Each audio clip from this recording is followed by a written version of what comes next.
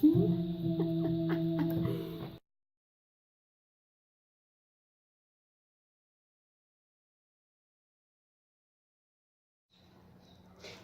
my name is Rosie. I'm from WhatsApp Tabuão in São Paulo, and I'm here today to talk about my experiences as a teacher. I've been giving classes for about 5 years, and I could cite many obstacles that I have overcome, but I will especially talk about my first year of classes because it was the most challenging one. I was only 18 years old and I gave classes to kids in a public school. And in this school I had some students who were from FEBEM. Actually, one of the students was sent to FEBEM because he tried to kill a teacher. So it was also a challenge for me to not be killed. And I wasn't tamed by them. They didn't respect me, they didn't fear me, they didn't do what I want them to do. So it was a challenge to make them learn. And in my first day of class, I was left alone with 47 students, and they were 5 years old. And one of the students asked me to go to the restroom, and I said no. So many other students asked me to go to the restroom, and I couldn't allow them to go. And then, next thing I remember is that I was with 20 students around me, pressing me to the door, screaming, "Restroom! Restroom!"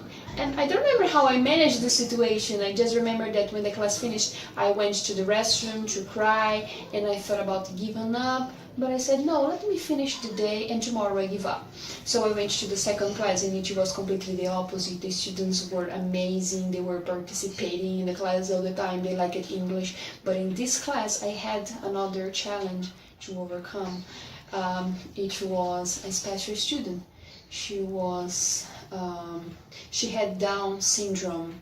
Actually, in this school I had many other students who were special, but this student, she was different because she didn't know how to write, she didn't know how to speak, she didn't walk by herself, she didn't go to the restroom by herself. So it was a challenge for me to do that, to do all these things with her while giving classes to the other students. And I was told to ignore her because she didn't know how to speak in Portuguese. How could she learn English? But I didn't ignore her. I wanted to make a difference in her life somehow.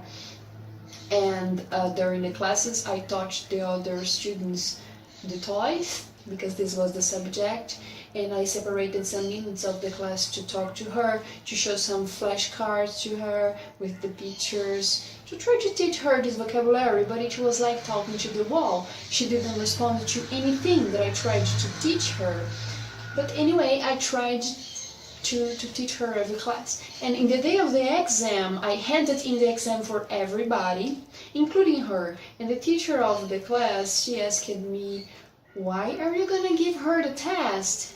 She doesn't know how to write, she's just gonna do some random drawings." And I said, no, let her do her drawings, it's okay. And in this exam, I was supposed to give them instructions on how to do each exercise. So in exercise number 1, they were supposed to paint something, exercise number 2 to match, and in exercise number 3, I said to them, circle the doll, and there were many other objects, and they were supposed to circle the doll. And this special student, she was right in front of me. And when I said that, to circle the doll, I looked at her, and she was with a pencil in her hand, and she circled the doll.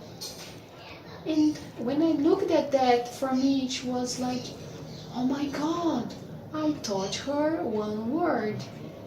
And I've been a teacher for a long time after that, and I've given classes to many other students. If you count, it's more than 2,000. And especially at WhatsApp, I've taught people how to produce formal discourse, and I'm not saying that I'm not proud of them and that I'm not proud of me for doing that, but nothing compares to the happiness and sense of achievement when I realized that I taught that special student one single word.